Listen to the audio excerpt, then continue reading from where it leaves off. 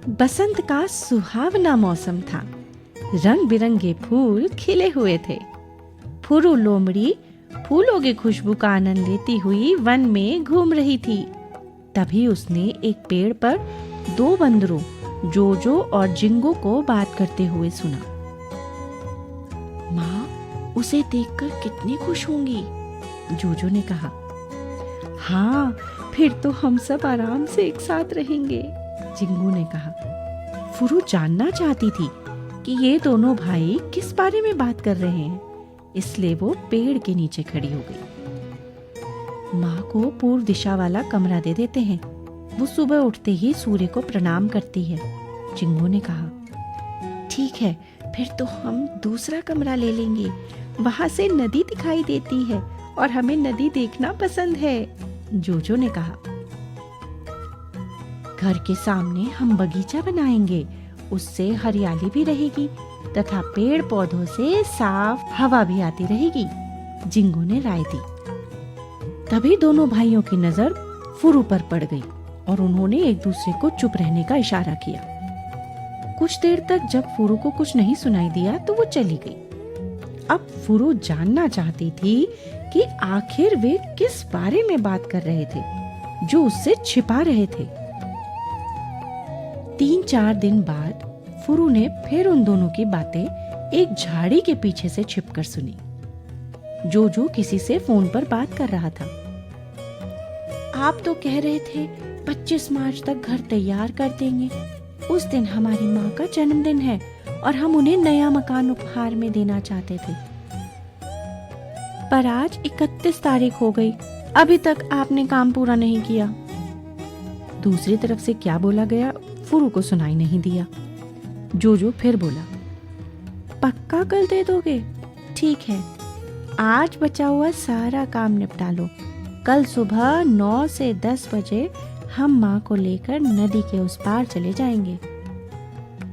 तो ये बात है, ये दोनों नदी के उस पार एक नया मकान बनवा रहे हैं और उन्होंने किसी को बताया भी नहीं। कल इनसे पहले मैं नदी के उस पार पहुंच जाऊंगी। मुझे वहां देखकर ये चौंक जाएंगे। जब इनका भेद खुल जाएगा तो इनके चेहरे देखने लायक होंगे। सोचकर फुरु को बड़ा मजा आया। अगले दिन फुरु सुबह 8 बजे ही नदी के किनारे पहुंच गई।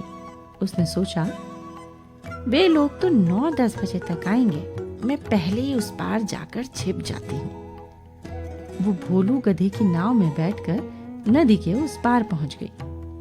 काफी देर घूमने के बाद फुरु सोचने लगी, यहाँ तो कोई नया मकान नहीं दिख रहा है, पता नहीं कहाँ बनवाया है। मैं यहीं छिप जाती हूँ।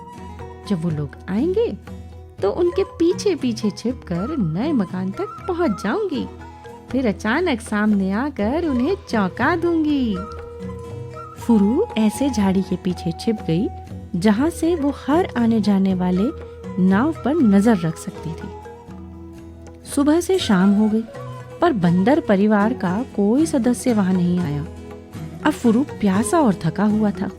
उसने हार मान ली। नाव में बैठकर फिर से उसने नदी पार की और घर लौट आई।